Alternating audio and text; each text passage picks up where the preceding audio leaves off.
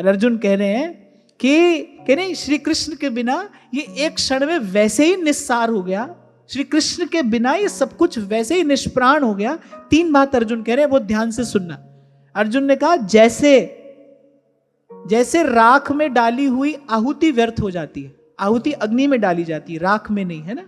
कह रहे जैसे राख में डाली हुई आहुति व्यर्थ हो जाती है, जैसे बंजर भूमि पर डाला हुआ बीज व्यर्थ हो जाता है। और तीसरी बात अर्जुन कह रहे जैसे कपट से की हुई सेवा भी व्यर्थ हो जाती है, ऐसे श्री कृष्ण के बिना मेरा जीवन भी व्यर्थ हो गया, निस्सार हो गया।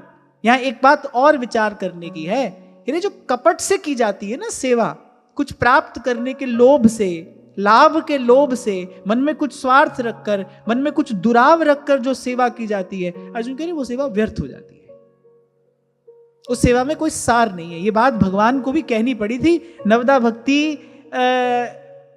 का उपदेश करते हुए। चौथी भगति मम गुणगन करही कपट तज गा, चौथी भगति मम गुणगन करही कपट तज गान, कपट छोड़कर।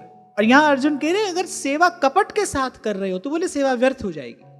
कैसे व्यर्थ हो जाएगी? जैसे बंजर भूमि पर डाला हुआ बीज व्यर्थ हो जाता है, जैसे राख में डाली हुई आहुति व्यर्थ हो जाती है, ऐसे ही गुरुजनों की, इष्ट की, संत जनों की सेवा यदि कपट पूर्ण हृदय से की जाए तो व्यर्थ हो जाती है। और कपट क्या है? गुरु से दुराव कपट है। कपट क्या है? गुरु से कुछ भी दुराना, ये कपट है।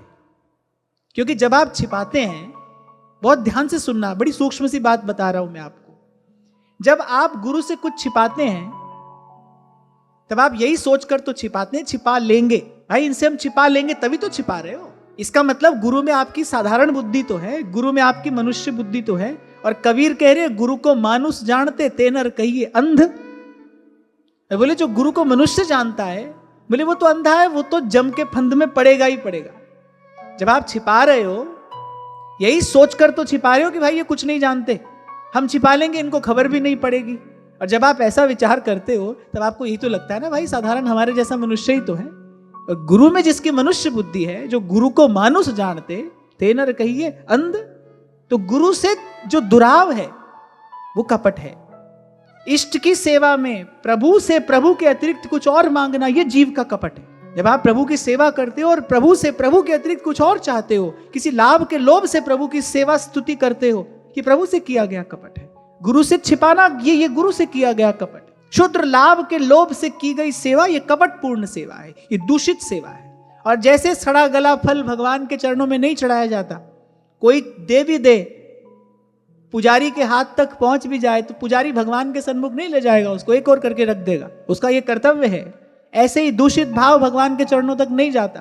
अब अपने मन में आदमी सोचता रहता है भाई हमको तो बहुत साल हो गए भजन करते हुए, हमको तो बहुत बरस हो गए सेवा करते हुए, संतों की सेवा करी, ये मिला।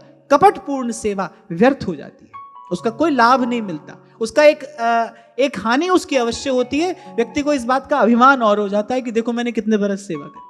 तो यहां ये बात बड़ी विचार करने की। अर्जुन ने 3 बातें कही, कह रहे मेरा जीवन वैसे ही सार शून्य हो गया, सार शून्य।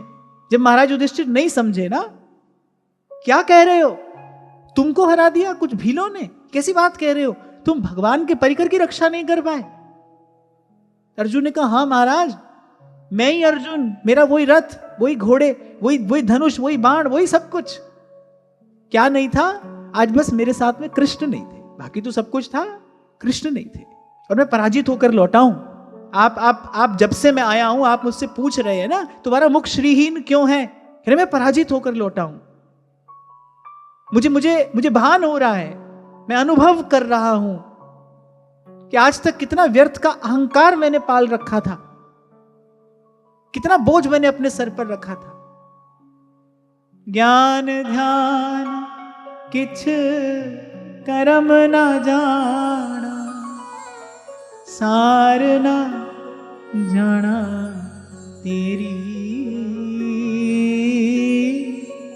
सब तो वड्डा सतगुरु नानक, जिस पत राखी मेरी,